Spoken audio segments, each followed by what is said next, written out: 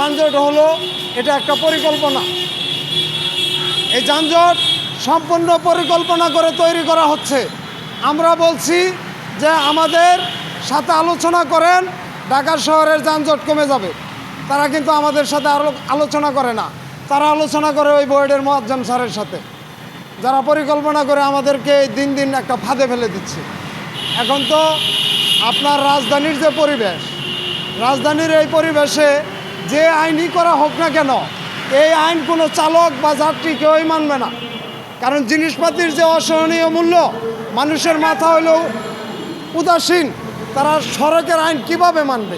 কিন্তু সড়কে একটা কার্যকরী আইন করতে হলে আমরা বলছি, আমরা 3 চাকার রিক্সা চালক, আমরা রাজপথে, গলিতে, অফিসে, আদালতে, বাজারে, মার্কেটে সব জায়গায় আমাদের পদার্পণ রয়েছে।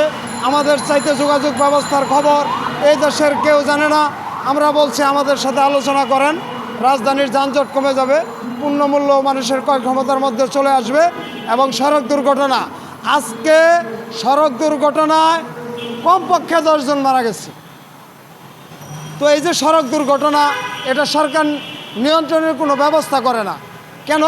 সরকার জন্ম নিয়ন্ত্রণ করতে ব্যর্থ হয়ে পরিকল্পিতভাবে সড়ক দুর্ঘটনাকে উস্কানি দিতেছে।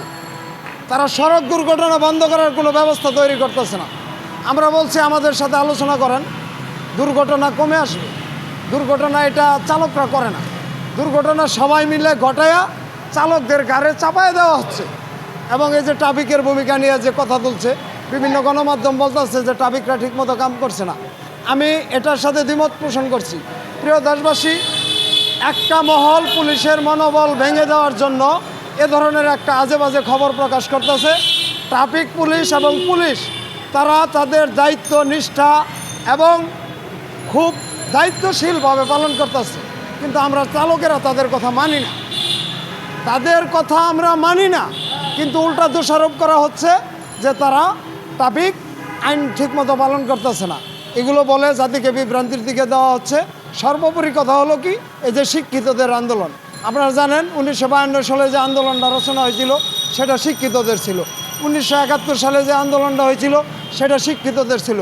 1990 স্বৈরাচার বিরোধী যে আন্দোলন ছিল সেটা শিক্ষিতদের ছিল। 2024 যে আন্দোলনটা হয়েছে এটা শিক্ষিতদের নিয়ে হয়েছে। কিন্তু অশিক্ষিত লোকেরা কিন্তু এরকম গ্যাঞ্জাম তৈরি করে না।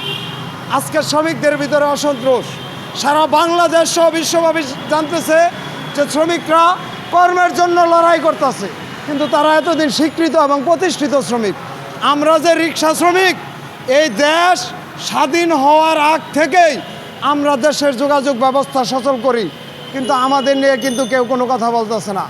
এখন যানজটে আমরা একদম নির্বিশ্বাস হয়ে যাচ্ছি, আমাদের বেঁচে থাকার মতো কোনো অবস্থা থাকতেছে না।